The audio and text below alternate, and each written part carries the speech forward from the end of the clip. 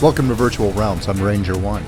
The British invasion has come to War Thunder in patch 1.53. This is Big Yin, and he's driving out the Churchill. This is a real beast of a tank, heavily armored with an excellent gun. The 17-pounder doesn't rely on a high alpha strike. Instead, it has excellent penetration characteristics and a very nice rate of fire. The Churchill can afford to stand there and trade blows with you all day long while punching nice round holes through your armor, killing your crew and decimating your tank in return. Meanwhile, it's shrugging off your return blows with very little effort. Big Yin is going to use the Churchill to give us a little tour of the new Stalingrad map with its destructible terrain, as you can see. It's a snow map, and people that have snow camouflage for the tanks in their garage should do well on this map. This is a realistic battle, so camouflage does count. Now, there's one thing to keep in mind with the Churchill. Although it's got a really speedy reload rate, it's a rather slow tank, one of the slowest in War Thunder. There are a couple that are slower. It is slow, but it is steady. And when it moves into a given area, once it finally gets there, it establishes a commanding presence over that sector of the map.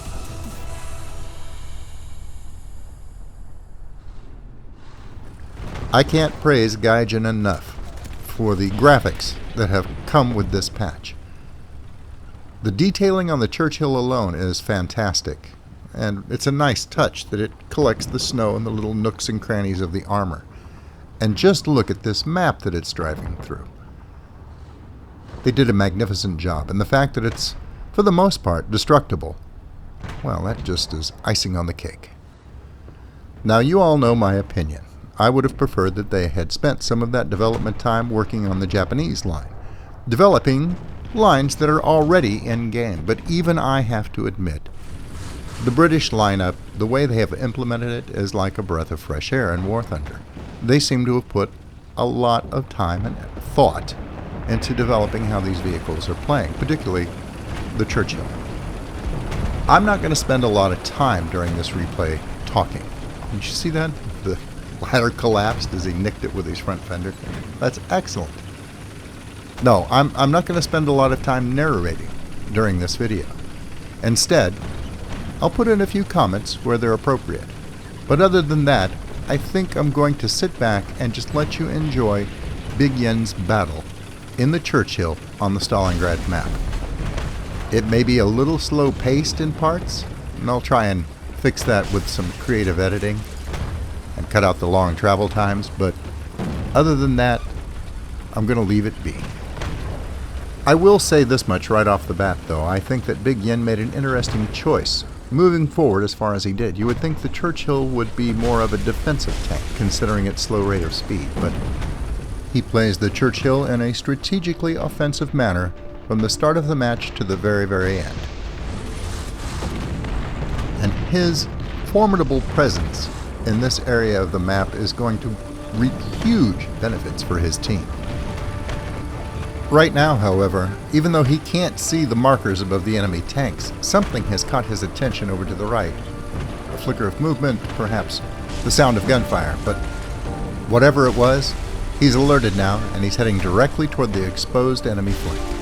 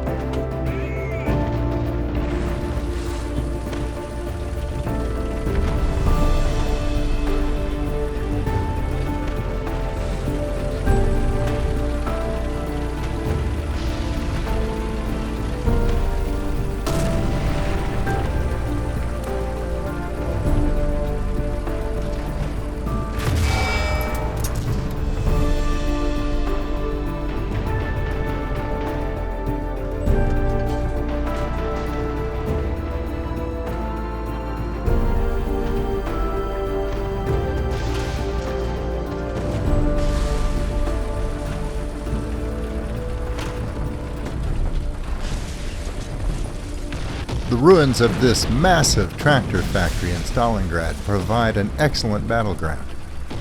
A clever tank driver can put his machine behind certain parts of the rubble and be in an excellent hull-down position, firing through the rubble at the enemy team.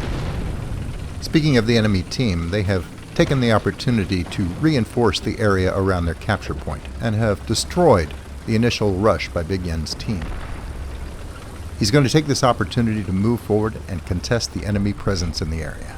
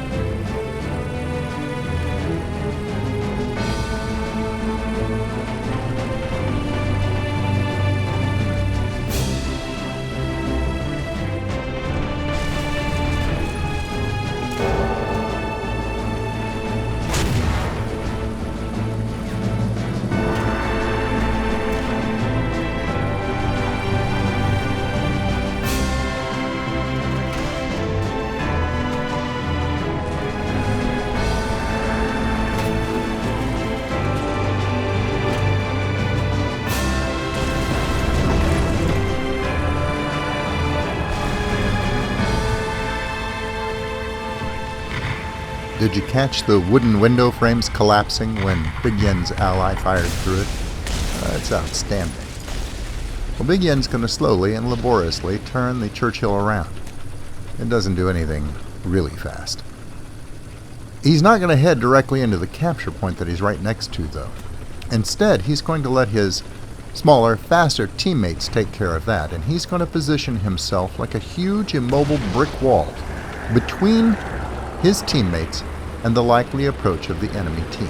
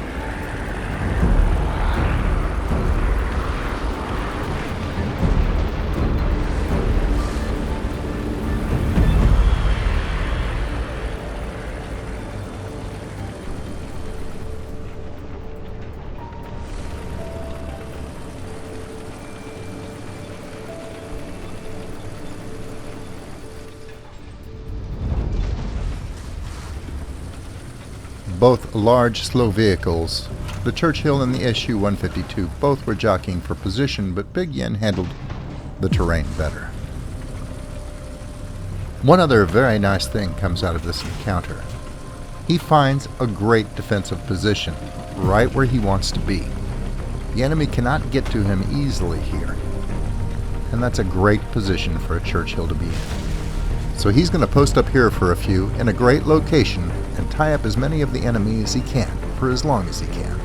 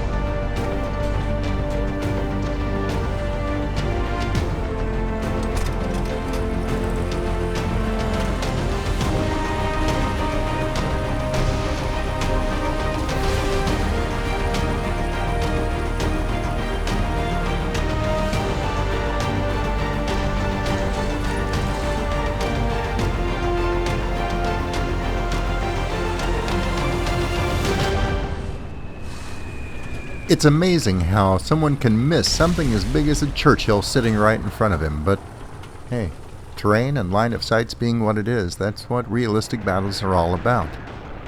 No big name over your head to give away your position. If that had been the case, it might have ended up a lot worse for Big Yin. And speaking of visibility, there's a T-34-85 that is cruising right past Big Yin's position. He looks like he hasn't seen him, although he stops and puts a shot into his teammate's carcass. Did he really not see that Churchill sitting there?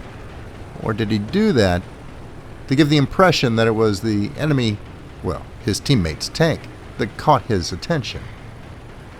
Well, Big Yin's not going to take any chances, and he can't turn the whole tank, but can at least turn the turret.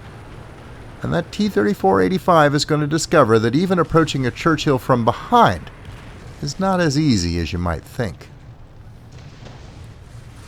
His first and second shots cause serious damage to the T-34-85. It's on fire, it can't turn its turret, and he slams shell after shell into him, and showing that even in as heavily armored a tank as the Churchill, sometimes the best defense is a good offense. This position has served Big Yin very, very well, but it's increasingly coming under enemy fire, artillery and bombs, so it's outlived its usefulness, and he decides it's time to move on. Of course, that's a little easier said than done in something as big as the Churchill. He has taken some damage. He's lost some bits off the front right fender. Seems to be having just a little bit of difficulty getting... Well, there he goes. Alright, he clears the hill, and there's a T-34-85 in the distance, making a break for it down the right-hand side of the map, the eastern side. It would be a miracle if this big, slow Churchill could do anything to intercept that tank before it got back to his own capture point. But as fast as the T-34-85 might be in relationship to the Churchill, he can't outrun the 17-pounder shell. This will give you some idea of how accurate the Churchill's gun is at range and how hard it hits. And can you imagine what a monster this thing is going to be on any kind of a long-range battle? With the enemy shells losing velocity and penetration, the greater the range is. Well, it should be interesting, and we'll have to see how that works out as well. But for right now, in this particular battle, it's a close-range brawl. Time to see how the Churchill handles something a little closer to its own size.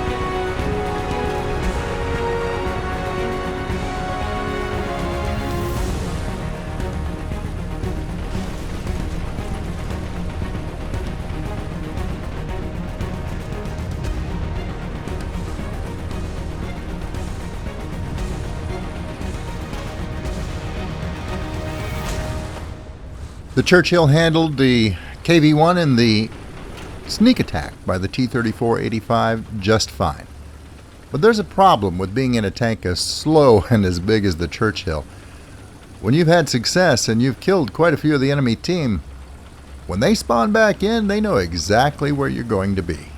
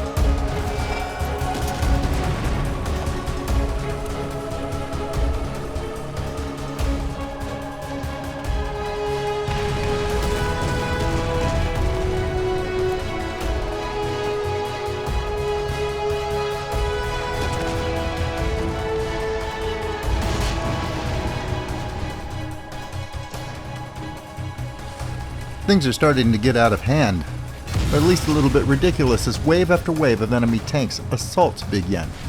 Another T-34-85 shows up.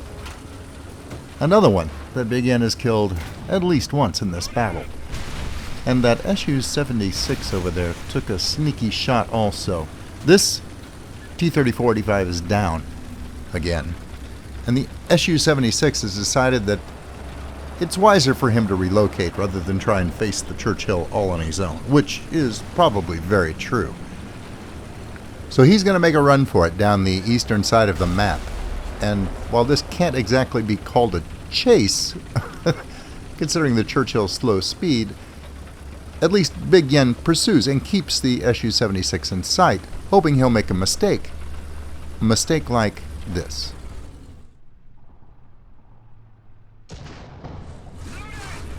You gotta love destructible terrain. Well, since Big Yen has pretty much emptied this end of the map of enemy players, there's only one thing left to do. The capture point has remained open for quite some time. He's going to turn the big Churchill around and head in that direction. His team's aerial cover will keep the enemy bombers off of him and will suppress the few remaining enemy vehicles on the ground. This gives Big Yen plenty of time to finish the base capture, and he's just going to have to be content with 11 kills and 2 assists. I hope this has given you a good look at the new map, Stalingrad, and at the capabilities of the brand new British Churchill. The Black Prince is a real beast, and although it carries a fairly hefty price tag, I'm going to have to consider purchasing it. That's all I have for you for right now. Until I see you again, good hunting. Thanks for watching. I hope you were entertained. If you liked the video, please remember to subscribe. And if you're already a subscriber, thank you. And I'll see you next time.